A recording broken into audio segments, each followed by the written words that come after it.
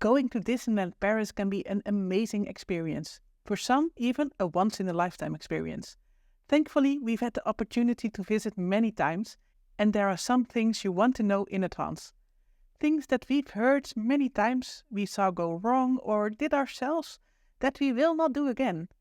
Hi, my name is Jolanda from Dutch Themepark Network, and we're here to discuss the 15 rookie mistakes you do not want to make when you're visiting Disneyland Paris. Let's dive in with something that may be more of a personal pet peeve, but we've discussed this with some people and they all had the same reaction. So the rookie mistake is calling the resort Euro Disney. We hear this all the time and it causes a genuine cringe. It hasn't been Euro Disney since 1994, so 30 years. 30 years ago the theme park changed its name from Euro Disney to Disneyland Paris. And I know you still can find the name on your bank record and some places in the park, but the marketing campaign in 1992 was so good, the name stuck. But if you don't want to sound like an old-fashioned millennial, call the park by its name, Disneyland Paris. The second mistake is visiting one day. The Disneyland parks in Paris aren't the biggest parks, especially compared to Walt Disney World, but still there is so much to do that you will easily entertain yourself for several days. Also, the parks are massively popular and you need to be prepared for crowds, so you will spend time standing in line. If you go several days, you can do the more popular rides at the edges of the day, so you don't have to stand in line for an hour. On to the next one, just visiting the studios. Yes, the Disneyland park is more similar to other parks in the rest of the world, but oh boy, you will be so disappointed if you only do the studios. The park is not going through a complete renovation for the fun of it. It has always been the least impressive Disney park in the world, and yes, it's still Disney. I mean, there are massively inferior parks in the rest of the world, even with all the fences that are up right now. But still, you want to visit the Disneyland park and the studios. Maybe this will change once it becomes Disney Adventure World, but that will take a while. Which brings us to the fourth rookie mistake, postponing your trip for Frozen to open or the room at Lion King Land. Disney is a slow builder in general. They build very well, but where other parks can build a new ride in a year, or in case of Universal or the whole theme park, Disney takes more time, and especially in Paris. Frozen was announced in February 2018, and it took 6 years to build this, and it's not nearly done. Granted, COVID got in the way, but still, if you look at it now, I don't expect this to open soon. So the lesson here, if you decide to postpone your trip until something will open, then your kid might have moved out of your house when you finally go. And not only that, something new will have been announced by the time you will go, because the theme parks are not a museum. Something will always be closed for refurbishment, or something will always be announced to open at a later date. There is no such thing as a perfect time to visit a theme park, especially a park like Disney that is open every day of the year.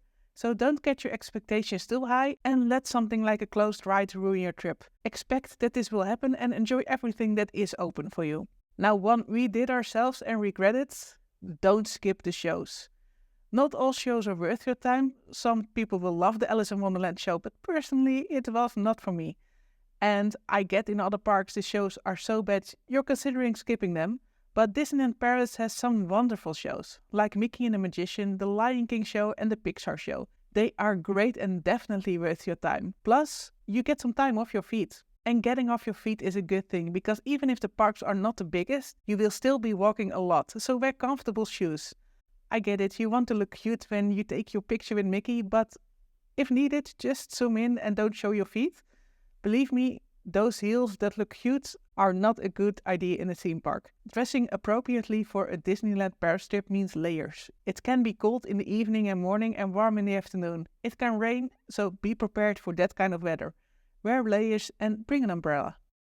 Not having a sit-down meal. This is not common in other theme parks, and there are some theme parks with good food like Europa Park, but in most parks you just get hamburgers and fries, but not at Disney. They have really good food and very cool themed restaurants like Pim's and Agrabah's Cafe. They are amazing to visit and really add to your experience. It is not something you want to miss. This, however, does not mean you need to spend a fortune on food, because another rookie mistake is not bringing drinks and snacks. Also here we need to go back, because in the early years Disney had a strict policy of not bringing food and drinks in the park. And this was even checked. And although the signs are still here, this is no longer the case. Yes, there is a bag check, but this is now to check for weapons and not food. Of course, you can't bring weapons in the park, but you can bring your own drink bottles and even refill it with water. You can also bring a sandwich or a snack into the park if you want. Speaking of bag checks, it will be the first of many lines you will have to stand in. But when you sleep on property, at one of the hotels, you can also easily walk towards the park. And if you do this, you can use the much less known and therefore not crowded security checkpoint at Disney Village. It's basically walk-on. Before we head to number 11, thank you so much for watching. We love your support. And did you know we also have a great Patreon community where a lot of inside tips are shared? Not just by us, and where you will find people who are crazy about theme parks, just like you. Join the conversation today by heading over to Patreon, and with your contribution, you will help us make more and better videos.